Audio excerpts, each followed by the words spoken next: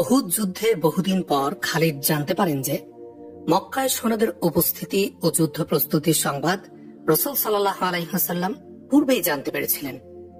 শুধু তাই নয়, সৈন্যদের যাত্রা, চলার গতিবিধি, যাত্রাবিরতি এবং মদিনা থেকে তারা কতটুকু দূরত্বে আছে তারও সঠিক খবর তিনি যথারীতি রেখেছিলেন। মদিনার উদ্দেশ্যে সৈন্যদের মক্কা ত্যাগের খবর হযরত আব্বাস রাদিয়াল্লাহু আনহু সুকৌশলে নবী করিম সাল্লাল্লাহু আলাইহি ওয়াসাল্লামকে অবহিত করেছিলেন। মদিনার অনতিদূরে উহুদ পাহাড়ের কাছাকাছি একটি স্থানে কুরাইশ বাহিনী তাঁবু স্থাপন করে। স্থানটি ছিল সবুজ শ্যামল এবং চমৎকার, পর্যাপ্ত পানিও ছিল। খালিদ ঘূর্ণাক্ষরেও জানতে পারেননি যে ইতোমধ্যে দু মুসলিম গুপ্তচর এসে সমগ্র বাহিনীর উপর হালকা জরিপ চালিয়ে মদিনায় গিয়ে নবী করিম সাল্লাল্লাহু আলাইহি ওয়াসাল্লামকে বিস্তারিত খবর অবগত করেছেন। 625 খ্রিস্টাব্দের 21শে মার্চ এদিন রাসূল করিম সাল্লাল্লাহু আলাইহি ওয়াসাল্লাম মুসলিম বাহিনীকে যাত্রার নির্দেশ দেন। শাইখাইন নামক একটি পাহাড়ের পাদদেশে এসে মুসলিম বাহিনী তাঁবু ফেলেন। নবীজির সঙ্গে সৈন্য সংখ্যা ছিল 1000। 100 সৈন্যের মাথায় শোভা পাচ্ছিল লৌহ শিরস্ত্রাণ। মুজাহিদদের নিকট ঘোড়া ছিল মাত্র 2টি। দুটোর একটি ছিল নবী করিম সাল্লাল্লাহু আলাইহি ওয়াসাল্লামের কাছে। এ যুদ্ধে মুসলমান নামধারী মুনাফিকদের চেহারা থেকে কপটতার মুখোশ খুলে পড়ে। মদিনার কিছু লোক ব্যাহত ঈমান গ্রহণ করলেও আন্তরিকভাবে তারা ইসলাম গ্রহণ করেনি, কিন্তু তারা এতই ধূর্ত ও সতর্ক ছিল যে তাদেরকে আলাদা করা ও চিহ্নিত করা ছিল খুবই কঠিন। উহুদ যুদ্ধ মুনাফিকদের কপটতা প্রকাশ করে দেয়। কে সাচ্চা মুসলমান আর কে কপটচারী তা চিহ্নিত হয়ে পড়ে। মুজাহিদ বাহিনী মদিনা হতে শাইখাইন পাহাড়ের উদ্দেশ্যে যাত্রা করলে আব্দুল্লাহ ইবনে উবাই নামে মদিনার এক প্রভাবশালী ব্যক্তি রাসূল সাল্লাল্লাহু আলাইহি ওয়াসাল্লামের কাছে এসে এই মর্মে আপত্তি তোলে যে সংখ্যায় কুরাইশ বাহিনী মুসলিম বাহিনী 3 গুণ। এমত অবস্থায় মদিনার বাইরে গিয়ে যুদ্ধ করা ঠিক হবে না, বরং আমরা মদিনার ভিতরে থেকে শত্রুর আগমনের অপেক্ষা করি। এখানে বসে আমরা ঐক্যবদ্ধভাবে শত্রুর মোকাবেলা করব। রাসূল সাল্লাল্লাহু আলাইহি ওয়াসাল্লাম অন্যান্য নেতৃবৃন্দের নিকট পরামর্শ চাইলেন, কিন্তু অধিকাংশের মতামত আসে মদিনার বাইরে গিয়ে যুদ্ধ করার পক্ষে। যদিও ব্যক্তিগতভাবে নবী করিম সাল্লাল্লাহু আলাইহি ওয়াসাল্লামের মতামত ছিল আব্দুল্লাহ ইবনে উবাইয়ের মতো। তবুও রায়ের আধিক্যের দিকে বিবেচনা করে তিনি মুসলিম বাহিনীকে এগিয়ে যাবার নির্দেশ দেন। রাসূল সাল্লাল্লাহু আলাইহি ওয়াসাল্লামের সিদ্ধান্ত আব্দুল্লাহ ইবনে উবাই মেনে নিতে পারেনি। সে মুসলিম বাহিনীর সাথে যেতে অস্বীকার করে। তার দেখা দেখি আরো 300 সৈন্য তার অনুসরণ করে মূল বাহিনী থেকে পিছনে সরে যায়। এভাবে সুস্পষ্ট হয়ে যায় যে এরা আসলেই মুনাফিক, আর আব্দুল্লাহ ইবনে উবাই এদের নেতা। এখন 3000-এর মোকাবিলায় মুসলিম বাহিনী মাত্র 700। তারপরেও নবী করিম সাল্লাল্লাহু আলাইহি ওয়াসাল্লাম ঘাবড়ে যাননি। তিনি এই মুসলিমের সৈন্য নিয়ে অগ্রসর হন এবং উহুদ পাহাড়ের নিকট শাইখাইন নামক স্থানে গিয়ে পুরো বাহিনীকে বিন্যস্ত করেন। খালিদ পাহাড়ের এক উঁচু শৃঙ্গে দাঁড়িয়ে মুসলিম বাহিনীর সুবিন্যাস সচক্ষে দেখেন এবং সর্বাধিনায়ক আবু সুফিয়ানের অনুমতিক্রমে স্বীয় অধীনস্থ সৈন্যদের জন্য একটি সুবিধাজনক স্থান বেছে নেন। রাসূল করিম সাল্লাল্লাহু আলাইহি ওয়াসাল্লাম মুসলিম বাহিনীকে প্রায় 1000 গজ দূর দূরান্ত পর্যন্ত ছড়িয়ে দেন। পেছনে উপত্যকা, একপাশে পাহাড়ের সারি যা প্রাকৃতিক ঢাল হিসাবে পেছন দিক হতে মুসলিম বাহিনীকে রক্ষার জন্য উপযুক্ত ছিল, কিন্তু অপর পাশ ছিল সম্পূর্ণ খোলা। যে কোনো সময় এদিক দিয়ে শত্রুপক্ষের আক্রমণের সম্ভাবনা ছিল। রাসূল করিম সাল্লাল্লাহু আলাইহি ওয়াসাল্লাম সর্বোচ্চ সতর্কতা অবলম্বন করলেন। তিনি উন্মুক্ত গিরিপথের এক জায়গায় 50 জন সুনিপুণ তীরন্দাজ মোতায়েন করেন। হযরত আব্দুল্লাহ বিন জুবাইর রাদিয়াল্লাহু আনহু ছিলেন এই তীরন্দাজ বাহিনীর অধিনায়ক। দায়িত্ব বুঝে না আব্দুল্লাহ, রাসূল সাল্লাল্লাহু আলাইহি ওয়াসাল্লাম তাকে জরুরি দিক নির্দেশনা দান করতে গিয়ে বলেন, পেছনে সতর্ক দৃষ্টি রাখবে। আমাদের পেছনের দিক হতে দুশমনের আনাগোনা হতে পারে, যা আমাদের জন্য উদ্বেগজনক। তাদের অশ্বারোহীর অভাব নেই, তারা পিছন দিক হতে আমাদের উপর আক্রমণ করতে পারে। তোমার তীরন্দাজ বাহিনীকে এই অশ্বারোহী সৈন্যদের মোকাবিলায় প্রস্তুত রাখবে। শত্রুপক্ষের পদাতিক বাহিনী নিয়ে আমার কোনো ভয় নেই। ওয়াকিদি এবং ইবনে হিশাম সহ সকল নির্ভরযোগ্য ঐতিহাসিক লিখেন যে রাসূল করিম সাল্লাল্লাহু আলাইহি ওয়াসাল্লাম হযরত আব্দুল্লাহ ইবনে জুবাইর রাদিয়াল্লাহু আনহুকে স্পষ্টভাবে কথা বলেছিলেন যে আমাদের পেছন দিক একমাত্র তোমার সতর্কতা ও বিচক্ষণতার ফলে রক্ষিত থাকবে। তোমার সামান্য ভুল কিংবা অসাবধানতা আমাদেরকে মারাত্মক ক্ষতি ও চরম পরাজয়ের দিকে ঠেলে দিতে পারে। আব্দুল্লাহ, মনোযোগ দিয়ে শোনো। শত্রুদের পালিয়ে যেতে এবং আমাদের বিজয়ী হতে দেখলেও নিজ স্থান ছেড়ে যাবে না। তদ্রূপ আমাদের পরাজয়ের সম্মুখীন হতে দেখে তোমার বাহিনীর মাধ্যমে আমাদের সাহায্য করা প্রয়োজন মনে হলেও নিজেদের স্থান ত্যাগ করবে না। পাহাড়ের এই উপরিভাগ যেন দুশমনদের দখলে চলে না যায়। এই স্থান তোমাদের দখলে। এখান থেকে নিচে যতদূর পর্যন্ত তীরন্দাজদের তীর পৌঁছতে পারে সবটাই থাকবে তোমাদের কর্তৃত্বে। খালিদ মুসলমানদের সেনাবিন্যাস গভীরভাবে পর্যবেক্ষণ করে আবু সুফিয়ানকে বলে, আমার মনে হয় মুসলমানরা বিস্তীর্ণ ময়দানে যুদ্ধ করবে না। আবু সুফিয়ানের ছিল অধিক সৈন্যের গর্ব, ফলে সে চাচ্ছিল যুদ্ধ বিস্তীর্ণ ময়দানে হোক, যাতে তার পদাতিক অশ্বারোহী বিশাল বাহিনী মুসলমানদেরকে পদপিষ্ট করে নিশ্চিহ্ন ও নিষ্পেষিত করে ফেলে। অপরদিকে খালিদ ছিলেন অভিজ্ঞ সমর কুশলী। অতর্কিতে পেছনে কিংবা কোনো পার্শ্বভাগে হামলা, গেরিলা হামলা, সৈন্যবিন্যাস এবং তাদের উপর পূর্ণ নিয়ন্ত্রণ এসবই ছিল তার যুদ্ধবিদ্যার অন্তর্গত। তিনি নিজ অভিজ্ঞতার আলোকে মুসলিম বাহিনীর সৈন্যবিন্যাস করা দেখেই বুঝতে পারেন যে নিঃসন্দেহে মুসলমানরা রণাঙ্গনে পূর্ণ নৈপুণ্য দেখাতে যাচ্ছে। আবু সুফিয়ান তার বাহিনীকে মুসলিম বাহিনীর মুখোমুখি নিয়ে গিয়ে দাঁড় করায়। সে প্রথমে অশ্বারোহী সৈন্যদেরকে মুসলমানদের দু পার্শ্ব হতে আক্রমণ করতে প্রেরণ করে। এক পার্শ্ব হামলার নেতৃত্বে ছিলেন খালিদ নিজে, আর অপর পার্শ্ব হামলার নেতৃত্বে থাকে ইকরামা। উভয়ের অধীনে ছিল 100 অশ্বারোহীর একটি করে বিশেষ বহর। সব অশ্বারোহীর কমান্ডার ছিল আমর ইবনুল আস। পদাতিক বাহিনীর সামনে থাকে 100 সুনিপুণ তীরন্দাজ। তালহা বিন আবু তালহা কুরাইশ বাহিনীর পতাকাবাহী। তৎকালে রণাঙ্গনে পতাকার গুরুত্ব ছিল অপরিসীম। পতাকা ছিল প্রতিটি সৈন্যের প্রাণ স্পন্দন। পতাকা যতক্ষণ পতপত করে উঠত ততক্ষণ সৈন্যরা প্রাণপণ যুদ্ধ চালিয়ে যেত, আর পতাকা ভূপাতিত হলে সৈন্যদের মনোবল ভেঙে যেত এবং বিদ্যুৎ গতিতে ভীত হয়ে সৈন্যরা রণে ভঙ্গ দিত। যুদ্ধের সূচনা হয়। কুরাইশদের পক্ষ থেকে আবু আমের নামক এক পাপাচারী কাতার ডিঙিয়ে মুজাহিদদের অদূরে এসে দাঁড়ায়। তার পেছনে কুরাইশ গোলামদের একটি দলও ছিল। আবু আমের মূলত মদিনার বাসিন্দা। সে ছিল আউস গোত্রের সর্দার। রাসূল করিম সাল্লাল্লাহু আলাইহি ওয়াসাল্লাম হিজরত করে মদিনায় গেলে সে শপথ করে যে কোনো মূল্যে নবী করিম সাল্লাল্লাহু আলাইহি ওয়াসাল্লাম ও মুসলমানদেরকে মদিনা থেকে বিতাড়িত করে ছাড়বে। সে রূপসী সুন্দরী এক ইহুদি নারীর প্রেমে পাগল ছিল।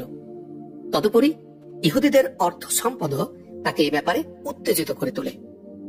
ইসলাম প্রশ্নে ইহুদিদের পদক্ষেপ ছিল মারাত্মক। অবশ্য বাহ্যিকভাবে তারা মুসলমানদের সাথে আনুগত্য ও শান্তি চুক্তি করে রেখেছিল। আবু আমের ছিল এই ইহুদিদের হাতের পুতুল। ইহুদিরা সুকৌশলে তাকে কুরাইশদের মিত্র হিসাবে প্রস্তুত রেখেছিল। মুসলিম বাহিনী কুরাইশদের বিরুদ্ধে লড়তে মদিনা থেকে রওনা করলে আবু আমের কুরাইশদের কাছে চলে যায়। আউস গোত্রের অনেকেই ইতোমধ্যে ইসলাম গ্রহণ করেছিল। মুসলিম বাহিনীর পক্ষে যুদ্ধ করতে তারাও কাতারবন্দী হয়ে দাঁড়িয়েছিল। আবু আমের মুসলিম বাহিনীর মধ্যে তার গোত্রের লোকদের কাছে গিয়ে উচ্চ আওয়াজে তাদের দৃষ্টি আকর্ষণ করে।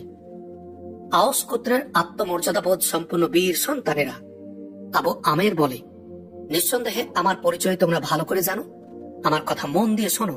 এবং তার কথা শেষ না হতেই মুজাহিদ বাহিনীর মধ্য থেকে আউস গোত্রের এক বীর মুজাহিদ এ বলে গর্জে উঠে, পাপিষ্ট নরধম, চুপ করো, তোমার নামের উপর আমরা থুতু ফেলি। খালিদের দৃষ্টিতে ভেসে উঠে একটি দৃশ্য। আবু আমের আর তার সাথে গমনকারী গোলামদের প্রতি বৃষ্টির ন্যায় পাথর বর্ষিত হওয়ার কথা তার আবার স্মরণ হয়। ঐতিহাসিকদের মতে মুসলিম বাহিনী হতে আউস গোত্রের লোকেরাই এই পাথর বর্ষণ করে। পাথরের তীব্র আঘাত সহ্য করতে না পেরে আবু আমের ও তার সাথের গোলামরা দ্রুত চলে যেতে বাধ্য হয়। ইহুদিরা উত্তেজনায় সময় ক্ষেপণ করছিল। যুদ্ধের গতি ও ফলাফল জানতে তারা ছিল অধীর আগ্রহী। আবু আমের যে ইহুদি রমণীর রূপের জাদুতে বন্দী ছিল, সে আবু আমেরের মাধ্যমে তার মিশন সফল হওয়ার সংবাদ শুনতে অত্যন্ত উদ্গ্রীব ছিল। সে তখনও জানত না যে তার রূপ যৌবনের জাদু মুসলমানরা অনেক আগেই পাথর বর্ষণ করে উড়িয়ে দিয়েছে। তার ইন্তেজার অর্থহীন। আবু আমেরের এই ঘটনার পূর্বে কুরাইশদের সাথে আগত গায়িকারা সুমধুর সুরে গান পরিবেশন করে। বদরে নিহতদের বীরত্ব আর ত্যাগের বর্ণনায় ভরপুর ছিল গানের কথাগুলো। নর্তকীরা এমন ভঙ্গিতে নিহতদের বিবরণ তুলে ধরে, যার প্রতিটি শব্দই শ্রোতাদের রক্ত আগুন ধরিয়ে দেওয়ার জন্য যথেষ্ট ছিল। তাদের অনেকেই জ্বালাময়ী ভাষণের মাধ্যমে কুরাইশদের বীরত্বে বিস্ফোরণ আর রক্তে তোলপাড় সৃষ্টি করছিল। নর্তকীদের পর্দার অন্তরালে চলে যাবার নির্দেশ হয়। মঞ্চে আসে আবু সুফিয়ানের স্ত্রী হিন্দা, চমৎকার ঘোড়ায় আরোহী, কণ্ঠে আকর্ষণীয় গান। তার কণ্ঠ যেমন ছিল উচ্চকিত, তেমনি সুরের মধ্যেও ছিল বেশ আকর্ষণ। ঐতিহাসিকগণ তার গানের কলিগুলো না লিখলেও সবাই এটা বর্ণনা করেছেন যে তার গান ছিল অশ্লীলতায় ভরপুর। নারী পুরুষের গোপন বিষয়ের বিবরণ ছিল তার সঙ্গীতে। ইতিহাসে তার গানের কলির মধ্যে আব্দুদ্দার নামক এক ব্যক্তির আলোচনা আছে। এর দ্বারা উদ্দেশ্য বনু আব্দুদ্দার কওম। তৎকালে এই গোত্রটি কুরাইশ বংশের একটি সম্ভ্রান্ত গোত্র হিসেবে পরিগণিত ছিল। বনু উমাইয়া এই গোত্রের একটি বিশেষ শাখা। হিন্দা সুরের মূর্ছনায় গিয়ে চলছিল। আব্দুদ্দারের সূর্য সন্তানেরা, পরিবারের কর্ণধারেরা, আমরা আধার রাতের সঙ্গিনী, চার দেয়ালের ভিতরে আমরা জাদু দেখাই। এই জাদু খুবই তৃপ্তিদায়ক এবং দারুণ উপভোগ্য। শত্রুর উপর ঝাঁপিয়ে পড়লে আমাদের বক্ষ তোমাদের জন্য উৎসর্গিত। পৃষ্ঠ প্রদর্শন করলে আমরা তোমাদের কাছেও আসবো না। এরপর আবু আমের আউস গোত্রকে বিভ্রান্ত করতে চাই, কিন্তু আউস গোত্র তীর দ্বারা তাকে জবাব দিলে সে চরম ব্যর্থ হয়ে ফিরে আসে। সে ফিরে আসতে কুরাইশরা মুজাহিদদের উপর তীর বর্ষণ করতে থাকে। মুজাহিদরাও তীরের জবাব তীর দ্বারাই দিতে থাকে। খালিদ মুসলিম বাহিনীর উপর আক্রমণ করতে তার অধীনস্থ 100 অশ্বারোহী নিয়ে দ্রুত গতিতে অগ্রসর হন। পাহাড়ের উপরিভাগে মুসলিম তীরন্দাজ বাহিনীর গোপন অবস্থানের কথা তার জানা ছিল না। তীব্র গতিতে অগ্রসর হচ্ছিল তার বাহিনী।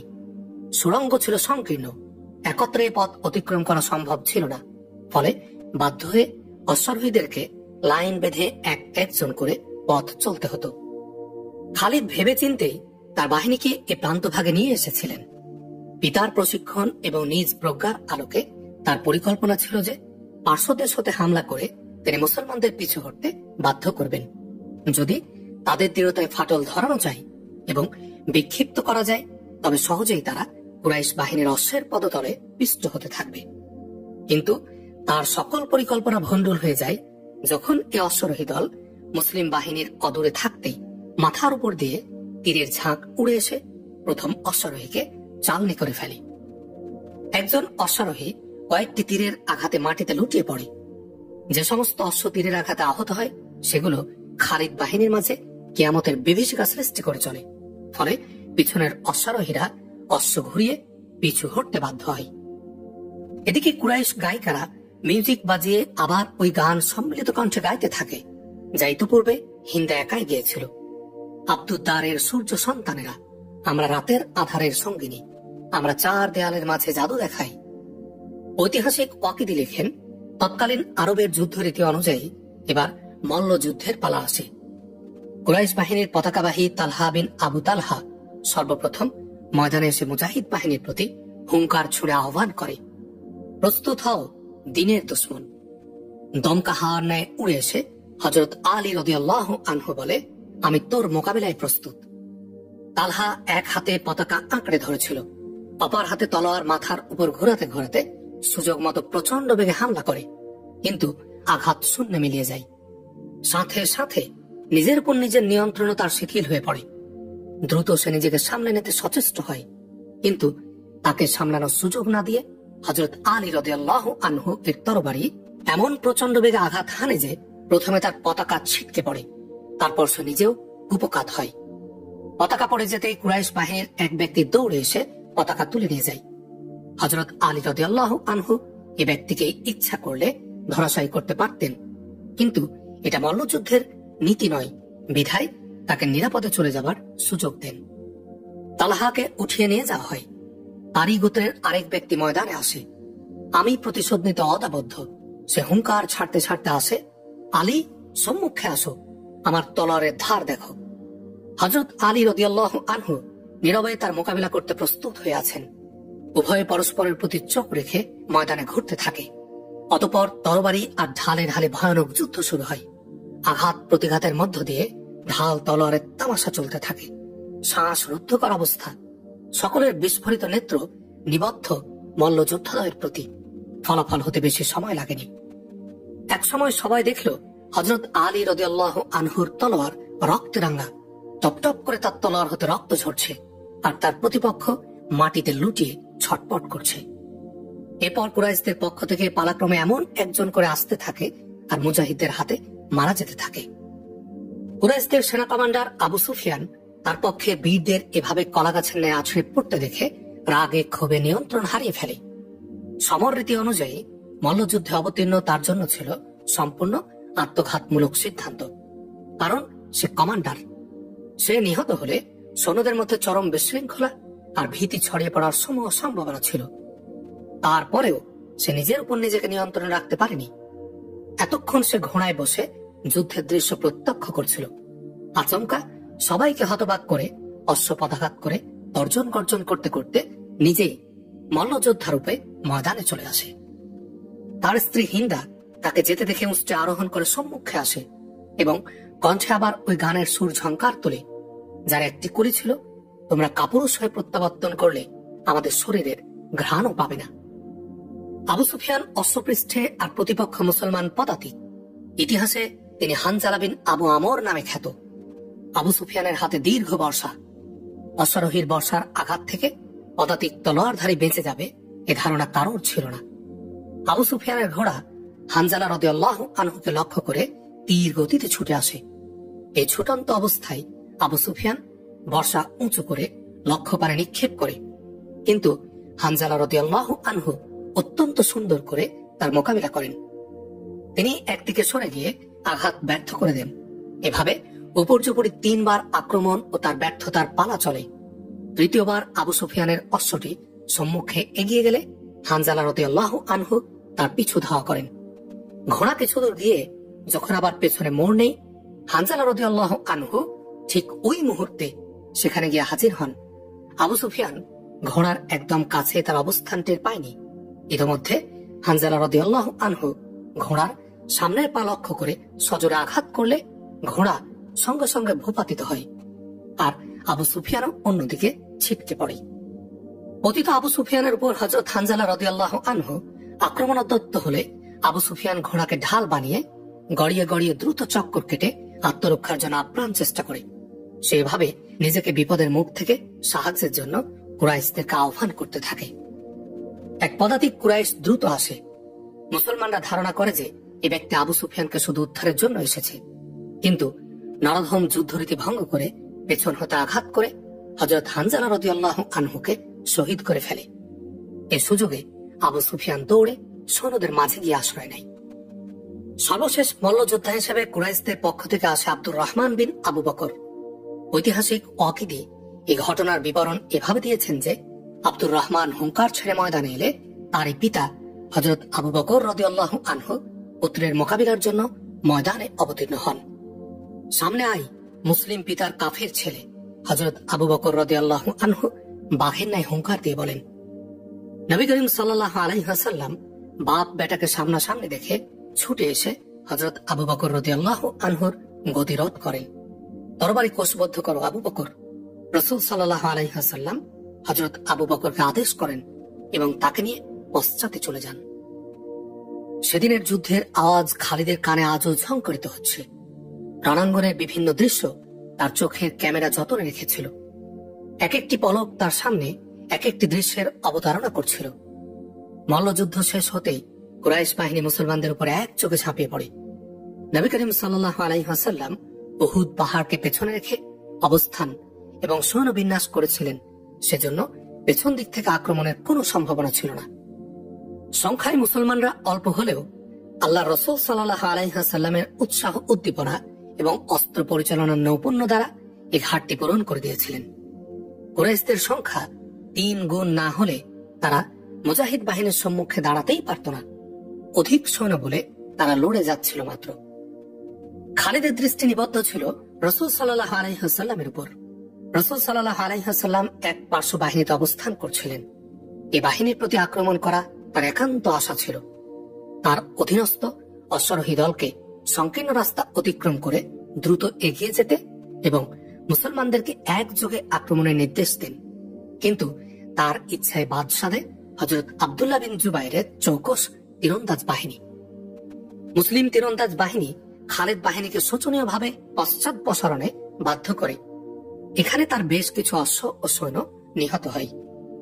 বিপুল জানমালের ক্ষয়ক্ষতি মেনে নিয়ে পিছু হটার সময় তাদের সাথে ছিল কয়েকটি ঘোড়া এবং আহত সৈন্যের এক দীর্ঘ লাইন। নিহত সৈন্য আর ঘোড়া সেখানেই পড়ে থাকে। তীব্র থেকে তীব্রতর হচ্ছিল যুদ্ধ। উভয় পক্ষ জীবন বাজি রেখে যুদ্ধে লিপ্ত, ব্যস্ত সবাই সমর শক্তি প্রদর্শনে। কিন্তু এক ব্যক্তি ছিল এর ব্যতিক্রম।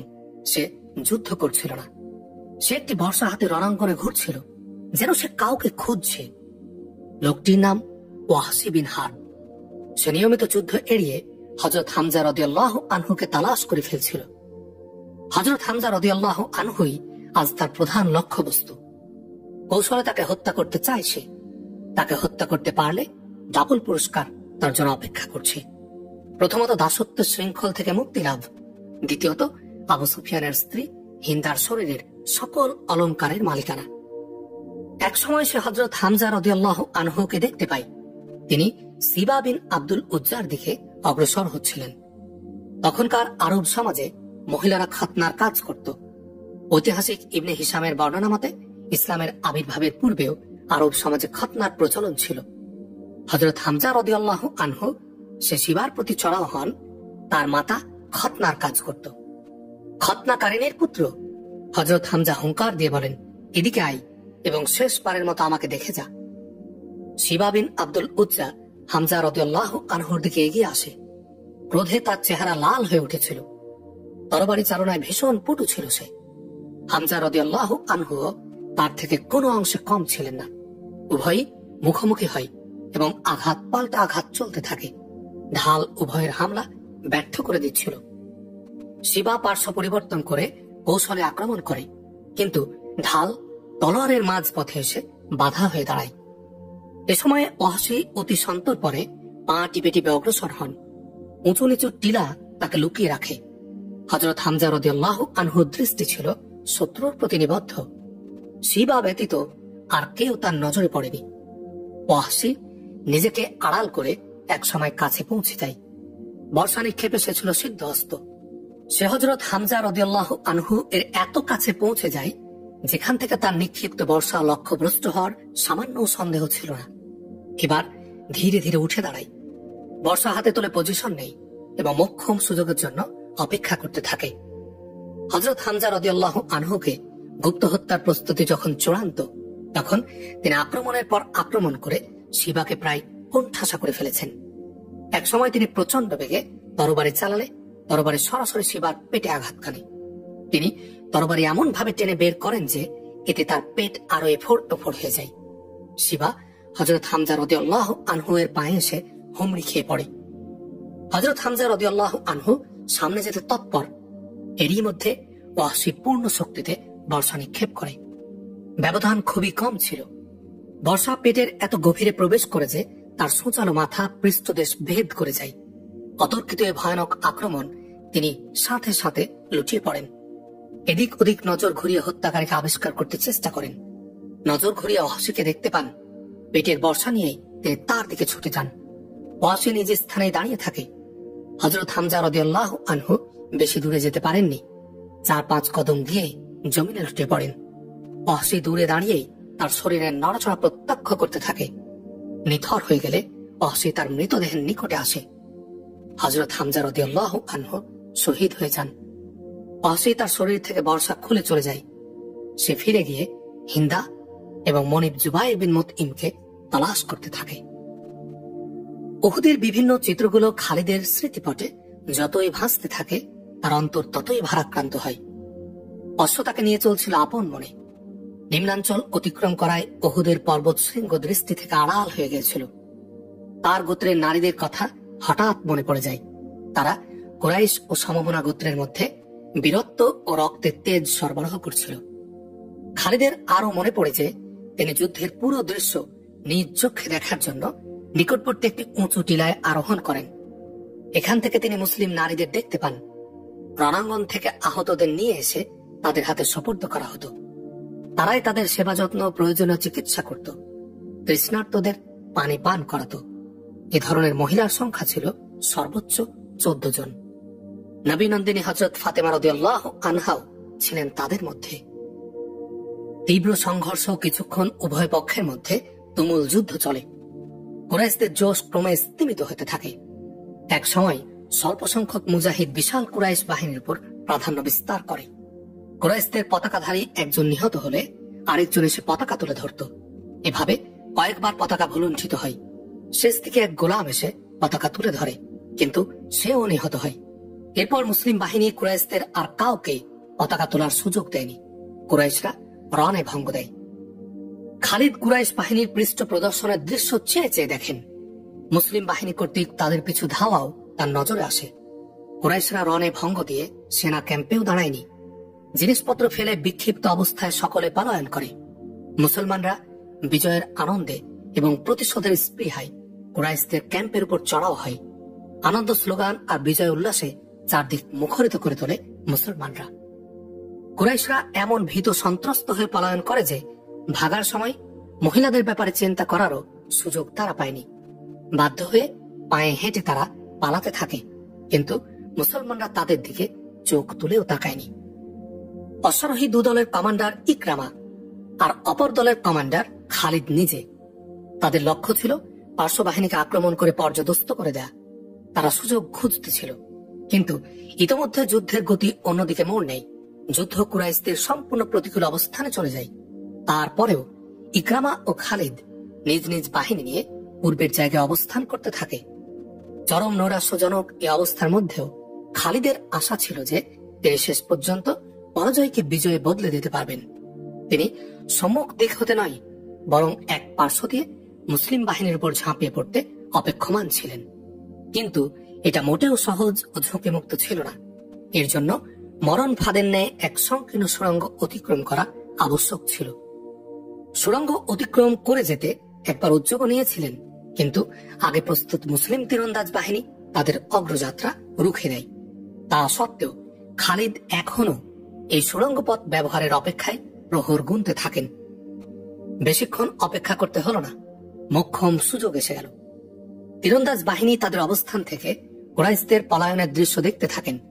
পলায়ন পর বাহিনীর পশ্চাদাবন করে তাদের ধন সম্পদ হস্তগত করাটাও তাদের নজর এড়ায় না। গনিমতের আশায় তীরন্দাজরা এক এক করে তাদের অবস্থান ছেড়ে চলে যায়। কমান্ডার আব্দুল্লাহ বিন জুবাইর রাদিয়াল্লাহু আনহু তাদেরকে কঠোরভাবে নিষেধ করেন। আমার দ্বিতীয় নির্দেশ না পাওয়া পর্যন্ত কেউ স্থান ত্যাগ করবে না। রাসূল সাল্লাল্লাহু আলাইহি ওয়াসাল্লামের এই নির্দেশটি দ্বিতীয়বার স্মরণ করিয়ে দেন, কিন্তু কেউ তার কথা শোনেনি। যুদ্ধ শেষ এ কথা বলতে বলতে তীরন্দাজ দলটি পাহাড়ের ঘাটি থেকে নিচে নেমে আসে। গনিমতের মাল আমাদের, আমরা বিজয়ী হয়েছি। কমান্ডারের সাথে থাকে মাত্র 9 জন তীরন্দাজ। স্যাটেলাইটের মতো খালিদের দৃষ্টিতে বিষয়টি সাথে সাথে ধরা পড়ে যায়। তার কাছে এটা স্বপ্নের মতো মনে হয়। তিনি এমনই একটি সুযোগের অপেক্ষা করছিলেন, কিন্তু তা যে এত তাড়াতাড়ি অতি সহজে হাতের মুঠোয় এসে যাবে তা ছিল কল্পনাতীত। তিনি অবস্থান ছেড়ে যাওয়া তীরন্দাজদের উপর গভীর দৃষ্টি রাখেন। যখন তিনি নিশ্চিত হন যে তারা কুরাইশ বাহিনীর ক্যাম্পে পৌঁছে গনিমতের মাল সংগ্রহে ব্যস্ত, তখন তিনি অশ্বারোহী দল নিয়ে গিরিপথে অবস্থানরত হযরত আব্দুল্লাহ ইবনে জুবাইর রাদিয়াল্লাহু আনহু ও তার অধীনস্থ 9 তীরন্দাজের উপর প্রচন্ড আক্রমণ করেন। খালিদ ইচ্ছা করলে তাদের এড়িয়েও যেতে পারতেন, কিন্তু প্রতিশোধ স্পৃহা তাকে উন্মাদ করে তোলে। তার অশ্বারোহী দলটি পাহাড়ের উপরে উঠতে থাকলে উপর থেকে তীরন্দাজগণ তাদেরকে তীর মেরে আহত করতে থাকে। খালিদকে গিরিপথে আক্রমণ করতে দেখে ইকরামা নিজেও বাহিনী নিয়ে উদ্দেশ্য স্থলে এসে পৌঁছে। তার অশ্বারোহী বাহিনীও চতুর্দিক দিয়ে উপরে উঠতে থাকে। তাদের কাছেও তীর ছিল, তারাও তীরের জবাব তীর দ্বারাই দিতে থাকে। মাত্র 9 জনের পক্ষে বিশাল অশ্বারোহী বাহিনীর গতিরোধ করা সম্ভব ছিল না। অশ্বারোহীরা এক সময় সুড়ঙ্গ মুখে চলে যায়। তীর রেখে এবার তারা তরবারি নেয়। কিছুক্ষণ পাল্টাপাল্টি হামলা চলে। এক সময় সবাই আহত হয়ে লুটিয়ে পড়ে। খালিদ আহতদেরকে পাহাড়ের উপর থেকে নিচে নিক্ষেপ করে। তীরন্দাজ কমান্ডার আব্দুল্লাহ বিন জুবাইর রাদিয়াল্লাহু আনহু শহীদ হয়ে যান। গিরিপথ দখলের পর খালিদ রাদিয়াল্লাহু আনহু ও ইকরামা নিজ নিজ বাহিনীকে নিজে অবতরণ করায়। মুসলিম বাহিনী যেখান থেকে যুদ্ধের সূচনা করে সেখানে গিয়ে তারা একত্রিত হয়। খালিদের নির্দেশে উভয় কমান্ডার ঐক্যবদ্ধ হয়ে মুসলিম বাহিনীর উপর হামলা চালায়। এ সময় মুসলমানরা মূলত যুদ্ধের অবস্থায় ছিল না। নবী করিম সাল্লাল্লাহু আলাইহি ওয়াসাল্লামের সাথে কিছু সংখ্যক মুজাহিদ তখনও ছিলেন। এ জানবাজ মুজাহিদগণ ঈগলের মতো ছুটে গিয়ে অশ্বারোহীদের মোকাবিলায় তাদের উপর ঝাঁপিয়ে পড়ে। কুরাইশদের সাথে আহত নারীরাও পালা ছিল, কিন্তু উমরা নামনি মহিলা পলায়ন করতে না পেরে নিকটবর্তী একটি স্থানে আত্মগোপন করেছিল। মুসলিম বাহিনীর উপর কুরাইশ অশ্বারোহী বাহিনীর পুনঃ আক্রমণ করতে দেখার সময় কুরাইশদের ভুলুণ্ঠিত পতাকার উপর তার নজর পড়ে। এক সুযোগে সে পতাকাটি উঁচু করে তুলে ধরে। এদিকে আবু সুফিয়ানও পলায়ন পর পদাতিক সৈন্যদের নিয়ন্ত্রণে আনতে সক্ষম হয়েছিল। হঠাৎ সে পেছন দিকে তাকালে পতপত করে বাতাসে ওরা কুরাইশদের পতাকাটি সে দেখতে পায়। হুবল জিন্দাবাদ, উজ্জা জিন্দাবাদ স্লোগানে আকাশ বাতাস প্রকম্পিত করে সে পদাতিক সৈন্যদেরকে সংগঠিত করে রণাঙ্গনে আবার ফিরিয়ে নিয়ে আসে এবং মুসলমানদের ঘিরে ফেলে। খালিদের আরেকটি কথা আজ ভীষণ ভাবে মনে পড়ে। সেদিন তিনি হত্যার জন্য রাসূল সাল্লাল্লাহু আলাইহি ওয়াসাল্লামকে তালাশ করে ফিরেন, আর আজ 4 বছর পর সে তারই নিকট মদিনা যাচ্ছে। এই মুহূর্তে তার মন মস্তিষ্ক জুড়ে নবী করিম সাল্লাল্লাহু আলাইহি ওয়াসাল্লামের প্রিয় সত্তা বিরাজমান। পাহাড়ের বাহিনী আকাশ ভেদ করে বের হতে থাকে। অশ্ব চলছিল শ্লথ গতিতে। খালিদ বাস্তব জগৎ ছেড়ে ভাবের জগতে চলে যান। এই ভাবরাজ্যে কখনো তার চলার গতি হয়ে পড়ছিল মন্থর, আবার কখনো বা ঘোড়ার লাগাম টেনে ধরেন খুব কষে। তিনি আপন মনে চলতে থাকেন, অথচ গন্তব্য তার নিকট এখন স্পষ্ট নয়। গন্তব্যস্থল অনির্ধারিত। কখনো তার মনে হয় এক মোহনী শক্তি তাকে সম্মুখ পানে টেনে নিয়ে চলছে, আর সে মন্ত্রমুগ্ধের মতো তার অনুসরণ করছে। আবার কখনো অনুভব করেন যে দেহের ভিতর থেকে সৃষ্ট একটি শক্তি যেন তাকে পশ্চাতে হটিয়ে দিচ্ছে। খালিদ একটি আওয়াজ তার কর্ণকুহরের তরঙ্গের মতো আঘাত হানে। এটা তার ভেতরেরই একটি কাল্পনিক আওয়াজ, কিন্তু তার নিকট এটা বাস্তব মনে হয়। তিনি ঘোড়ার লাগাম টেনে ধরে সম্মুখে দৃষ্টি বুলিয়ে আওয়াজের উৎস খোঁজ করেন, অথচ সেখানে বালুরাশি বিনে আর কিছুই ছিল না। আবার তিনি শুনতে পান, খালিদ, যা শুনেছি তা কি সত্য? এবার তিনি কণ্ঠ চিনে ফেলেন, নিশ্চিত হয়ে যান যে এটা তার সাথে ইকরামার কণ্ঠস্বর। মাত্র একদিন আগে ইকরামা তাকে বলেছিল, তুমি যদি মনে করো যে মুহাম্মদ আল্লাহর প্রেরিত নবী, তাহলে এই ধারণা মন থেকে মুছে ফেলো। সে আমাদের অসংখ্য আত্মীয় স্বজনকে নিধনকারী। তোমার গোত্রের মানসিকতা অনুভব করো, তারা সূর্যাস্তের পূর্বেই মুহাম্মদকে হত্যা করতে চায়। খালিদ লাগামে মৃদু টান দেন। প্রশিক্ষণপ্রাপ্ত ঘোড়া ইঙ্গিত মোতাবেক অগ্রসর হয়। 4 বছর পূর্বের স্মৃতিতে তিনি পুনরায় ফিরে যান। মনে পড়ে যায়, উহুদ ময়দানে তিনি নবী করিম সাল্লাল্লাহু আলাইহি ওয়াসাল্লামকে হন্যে হয়ে খুঁজছিলেন। দৃঢ় প্রতিজ্ঞাবদ্ধ হয়েছিলেন যে কোনো মূল্যে সূর্যাস্তের পূর্বে নবী করিম সাল্লাল্লাহু আলাইহি ওয়াসাল্লামকে হত্যা করে কুরাইশদের শপথ তিনি পূরণ করবেন। কিন্তু শেষ পর্যন্ত জানবাজ মুজাহিদদের অসীম সাহসের কারণে তার ইচ্ছা আর পূরণ হল না। মুসলিম বাহিনী বিপর্যস্ত। খালিদ বাহিনীর কৌশলী ও অতর্কিত আক্রমণে মুজাহিদরা দিশেহারা হয়ে যায়। বল চলে যায় মুসলমানদের দখল থেকে কুরাইশদের দখলে। নিশ্চিত বিজয় হাতের মুঠোয় এসেও ছুটে যায়। এটা ছিল রাসূল সাল্লাল্লাহু আলাইহি ওয়াসাল্লামের নির্দেশ না মানার ফল।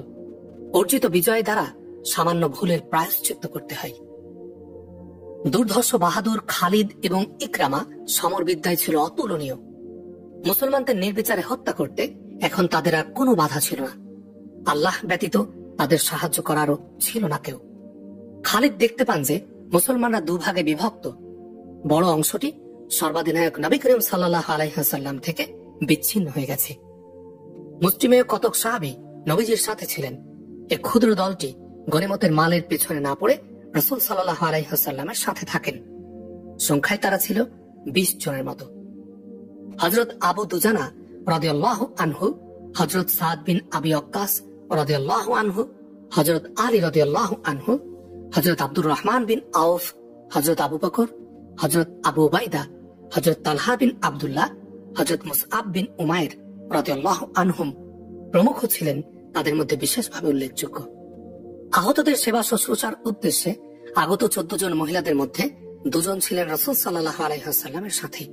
একজন হযরত উম্মে আম্মারা রাদিয়াল্লাহু আনহা এবং অপরজন হযরত উম্মে আইমান রাদিয়াল্লাহু আনহা নামনি এক হাবশী মহিলা। হযরত উম্মে আইমান রাদিয়াল্লাহু আনহা নবীজি সাল্লাল্লাহু আলাইহি ওয়াসাল্লামের ভূমিষ্ঠের সময় ধাত্রী ছিলেন। অবশিষ্ট 12 জন মহিলা তখনও পর্যন্ত জখমীদের উদ্ধার এবং তাদের প্রয়োজনীয় চিকিৎসার কাজে ব্যস্ত ছিলেন। খালিদ সন্ধানী দৃষ্টি হেনে নবী করিম সাল্লাল্লাহু আলাইহি ওয়াসাল্লামকে খুঁজতে থাকেন।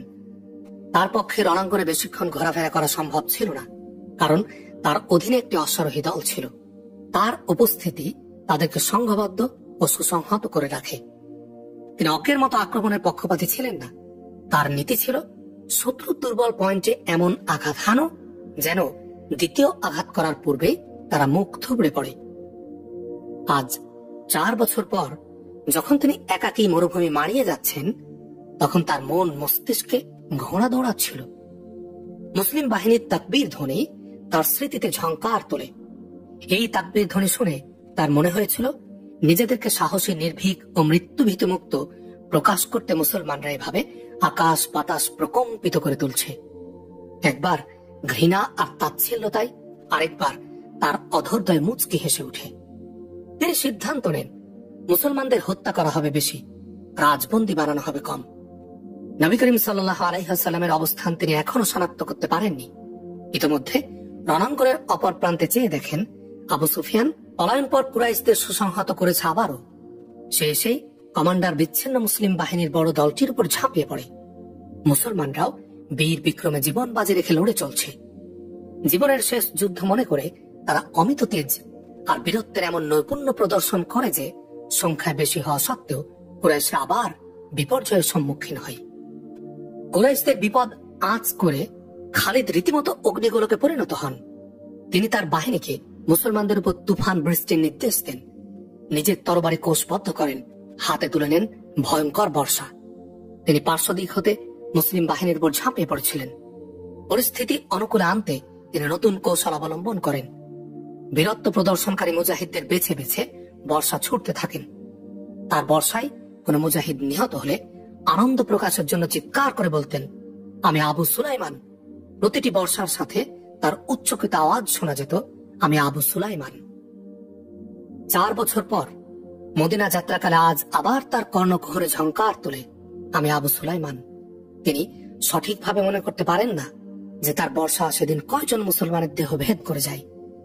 তিনি সেদিন কিছু সময়ের জন্য রাসূল সাল্লাল্লাহু আলাইহি ওয়াসাল্লামের কথা ভুলে যান। অল্পক্ষণ পরে খবর পান যে মুসলিম বাহিনী রাসূল সাল্লাল্লাহু আলাইহি ওয়াসাল্লামের নিয়ন্ত্রণ থেকে সম্পূর্ণ বিচ্ছিন্ন হয়ে গেছে এবং ইকরামা নবী করিম সাল্লাল্লাহু আলাইহি ওয়াসাল্লামের অবস্থান শনাক্ত করে তার নিকট পর্যন্ত পৌঁছতে পেরেছে। খবর সত্য, আসলেও মুসলমানদের উপর নবী করিম সাল্লাল্লাহু আলাইহি ওয়াসাল্লামের নিয়ন্ত্রণ ছিল না। পরিস্থিতি এমন ভয়াবহ অবস্থায় গিয়ে দাঁড়ায় যে বিক্ষিপ্ত বাহিনীকে পুনর্গঠিত করে যুদ্ধকে আবার অনুকূলে নিয়ে আসা সম্ভব ছিল না। কিন্তু নবীজি সাল্লাল্লাহু আলাইহি ওয়াসাল্লাম নিজের ও সাথীদের জীবন বাঁচাতে রণাঙ্গন ছেড়ে চলে যাওয়া সঙ্গত মনে করেননি। অথচ বাস্তবতার দাবি ছিল এই মুহূর্তে ময়দান ছেড়ে যাওয়া।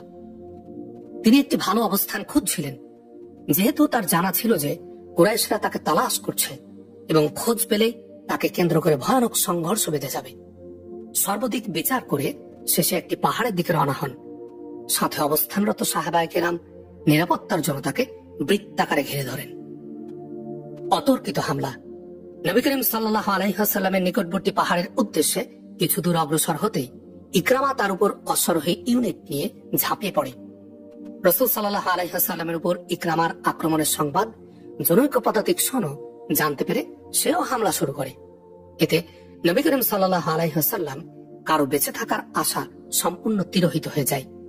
30 জন পুরুষ আর 2 জন মহিলা, সর্বমোট 32 জন জানবাজ নবী করিম সাল্লাল্লাহু আলাইহি ওয়াসাল্লামের হেফাজতের জন্য তার চারপাশে মানব প্রাচীর রূপে দণ্ডায়মান হয়ে যান।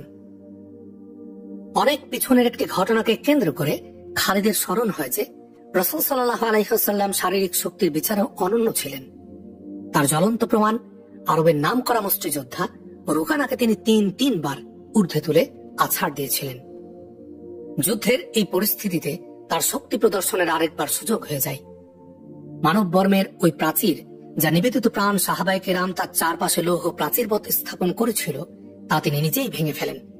তার হাতে তখন শোভা পাচ্ছিল ধনুক, তুনির তীরে ভরা ছিল।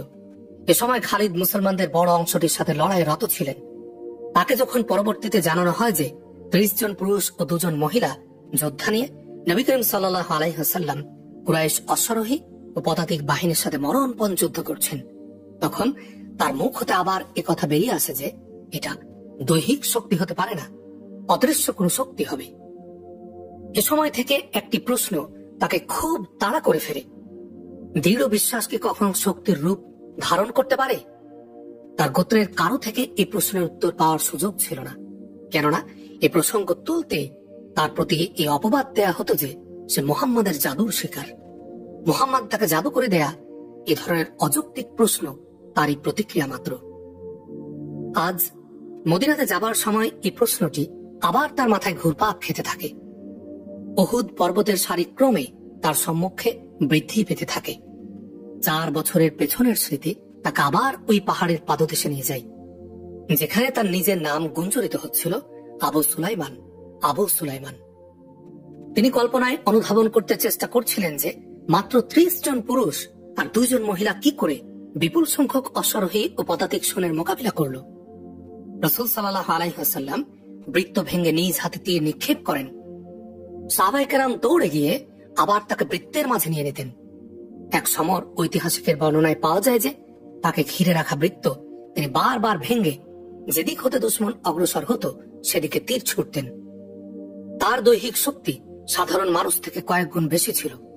তিনি ধনুক এত জোরে টানতেন যে তীরের ফলা শরীরের এপাশ দিয়ে প্রবেশ করে ওপাশ দিয়ে বের হয়ে যেত। সেদিন তিনি অনেক তীর ছোড়েন, এত তীর ছোড়েন যে এক সময় একটি তীর নিক্ষেপ করার সময় ধনুকই ভেঙে যায়। তখন তিনি তুনিরের বাকি তীর হযরত সাদ বিন আবি ওয়াক্কাস রাদিয়াল্লাহু আনহু এর হাতে দিয়ে দেন। সাদ রাদিয়াল্লাহু আনহু এর নিশানা এড়ানো কারো পক্ষে সম্ভব ছিল না। নবী করিম সাল্লাল্লাহু আলাইহি ওয়াসাল্লাম নিজেও তার নিশানার কথা স্বীকার করতেন। এদিকে আবু সুফিয়ান এবং খালিদের হাতে মুসলমানরা শহীদ হতে থাকে, আর মুসলমানরা জীবনের শেষ রক্তবিন্দু পর্যন্ত মোকাবিলা করে যায়। আর এদিকে নবী করিম সাল্লাল্লাহু আলাইহি ওয়াসাল্লামের জন্য উৎসর্গ প্রাণ 30 জন পুরুষ আর 2 জন মহিলা এমন বেপরোয়া হামলা প্রতি হামলা চালায় যেন তাদের দেহ নয়, আত্মা বিরামহীন লড়ে চলেছে। প্রসিদ্ধ ঐতিহাসিক তাবারি লিখেন যে প্রতিজন মুসলমান একই সাথে 4-5 জন কুরাইশের মোকাবিলা করেন। সে লড়াইয়ের চিত্র এতই ভয়ঙ্কর ছিল যে হয়তোবা সাহাবী তাদের পিছু হটতে বাধ্য করতেন, না হলে তিনি একাকী আঘাতে জর্জরিত হয়ে লুটিয়ে পড়তেন।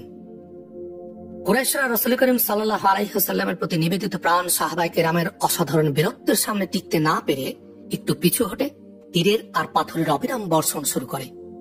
অতি উৎসাহী কিছু অশ্বারোহী দ্রুত অশ্ব ছুটিয়ে নবী করিম সাল্লাল্লাহু আলাইহি ওয়াসাল্লামকে হামলা করতে চাইলে সাহাবায়ে কেরামের নিক্ষিপ্ত তীর তাদেরকে ফিরে যেতে বাধ্য করে। এই অবস্থা কাটিয়ে উঠতে কুরাইশরা সম্মুখ যুদ্ধ বাদ দিয়ে দূর থেকে মুষলধারায় তীর ও পাথর নিক্ষেপ করতে থাকে। ইকরামা খালিদকে এক ফাঁকে জানিয়ে দেয় যে আবু দাজানা নবী করিম সাল্লাল্লাহু আলাইহি ওয়াসাল্লামের সম্মুখে দাঁড়িয়ে আছে, তার পিঠ শত্রুদের দিকে। তিনি একই সাথে 2 দায়িত্ব পালন করে যাচ্ছিলেন।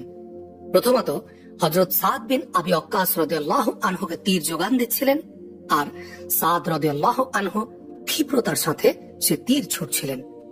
দ্বিতীয়ত হযরত আবু দুজানা রাদিয়াল্লাহু আনহু রাসূল করিম সাল্লাল্লাহু আলাইহি ওয়াসাল্লামকে তীর থেকে রক্ষা করতেও চেষ্টা করছিলেন। তীর এবং পাথর বৃষ্টির কারণে হযরত আবু দুজানা রাদিয়াল্লাহু আনহু এর করুণ অবস্থা কারো নজরে পড়ে না। এক সময় তিনি লুটিয়ে পড়লে দেখা যায় যে তার পিঠ অসংখ্য তীরের আঘাতে চালনির মতো হয়ে গেছে। রাসূল সাল্লাল্লাহু আলাইহি ওয়াসাল্লামকে বাঁচাতে সেদিন কয়েকজন সাহাবী নিজের জীবন দিয়ে দেন। সাহাবায়ে কেরামের দুর্বার প্রতিরোধ ক্ষমতা ও রণমূর্তি দর্শনে ইকরামার অশ্বারোহী ও পদাতিক বাহিনীর উপর এমন ভীতি নেমে আসে যে তারা পিছু হটে যায়। দীর্ঘ যুদ্ধে কুরাইশরা পরিশ্রান্ত হয়ে পড়েছিল। এই সুযোগে রাসূল সাল্লাল্লাহু আলাইহি ওয়াসাল্লামের সাহাবায়ে কেরামের অবস্থা জানতে চেষ্টা করেন। চতুর্দিকে চোখ বুলিয়ে শুধু রক্ত আর রক্তই তিনি দেখতে পান। আহতদের উদ্ধার করে চিকিৎসার কোনো পরিবেশই ছিল না। কুরাইশরা আরেকবার আক্রমণের সুযোগ খুঁজছিল। কুরাইশদের আরেক ব্যক্তির ইন্তজার করছি আমি। রাসূল সাল্লাল্লাহু আলাইহি ওয়াসাল্লাম সাহাবায়ে কেরামকে বললেন, হে আল্লাহর রাসূল, কে সে?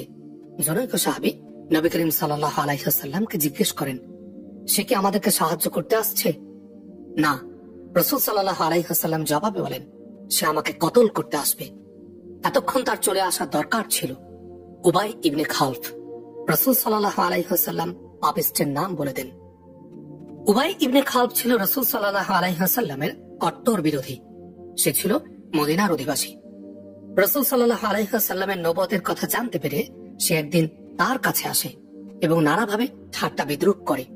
তিনি অতি ধৈর্য ও সহনশীলতার সাথে তা সহ্য করে বিনয়ের সাথে তাকে ইসলামের প্রতি আহ্বান জানান। তুমি কি আমাকে এতই দুর্বল মনে করো যে তুমি বললেই তোমার ভিত্তিহীন মতবাদ মেনে নেব?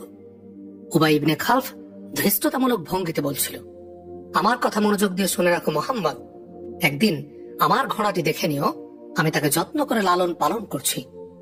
কুরাইশদের সাথে আবার কখনো তোমার লড়াই হলে সেদিন আমি এ ঘোড়ায় চড়ে লড়াই করে ফিরব। দেবতাদের নামে কসম করে বলছি, তোমাকে সহস্তে সেদিন কতল করব। উবাই, আল্লাহ রাসূল সাল্লাল্লাহু আলাইহি ওয়াসাল্লাম মুচকি হেসে তাকে জবাবে বলেছিলেন, জীবন মৃত্যু সে সত্তার হাতে, যিনি আমাকে নবুয়ত দান করেছেন এবং পথ হারা লোকদেরকে সঠিক পথের দিশা দেওয়ার দায়িত্ব আমার কাঁধে অর্পণ করেছেন। এমন কথা বলো না যা আমার আল্লাহ ব্যতীত কেউ পূরণ করতে পারে না। এমনও তো হতে পারে যে তুমি আমাকে হত্যা করতে এসে নিজেই নিহত হবে। উবাই ইবনে খালফ রাসূল সাল্লাল্লাহু আলাইহি ওয়াসাল্লামের এই কথা অতি হালকা ভাবে উড়িয়ে দেয় এবং বিদ্রূপের হাসি হেসে চলে যায়। উবাই ইবনে খালফের সেই কথা যুদ্ধের এই শেষ পর্যায়ে এসে রাসূল সাল্লাল্লাহু আলাইহি ওয়াসাল্লামের মনে পড়ে যায়। তিনি সাহাবায়ে কেরামের নিকট তার নাম নিতেই দূর থেকে এক অশ্বের পদধ্বনি শোনা যায়। সকলের দৃষ্টি আওয়াজের উৎসের দিকে নিবদ্ধ হয়।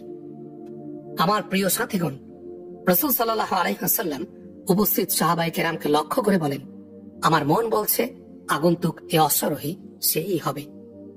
যদি সে উবাই হয় তাহলে তাকে বাধা দিবে না, তাকে আমার কাছাকাছি আসতে সুযোগ করে দিও। ঐতিহাসিক ওয়াকিদি এবং ইবনে হিশাম লেখেন, আসলেও সে অশ্বারোহী উবাই ইবনে খালফি ছিল। সে হুঙ্কার ছেড়ে বলছে, প্রস্তুত হও মুহাম্মদ, উবাই এসে গেছে। দেখো, আমি ওই ঘোড়ায় চড়ে এসেছি যা তোমাকে একদিন দেখিয়েছিলাম। হে আল্লাহ রসুল, ৩-৪ জন সাহাবী সম্মুখে এসে রাসূল সাল্লাল্লাহু আলাইহি ওয়াসাল্লামকে বলেন, অনুমতি দিন, আপনার পর্যন্ত পৌঁছার আগেই তাকে শেষ করে দেই। না, জবাবে তিনি বলেন, তাকে আসতে দাও, আমার কাছাকাছি আসুক, পথ খালি করে দাও।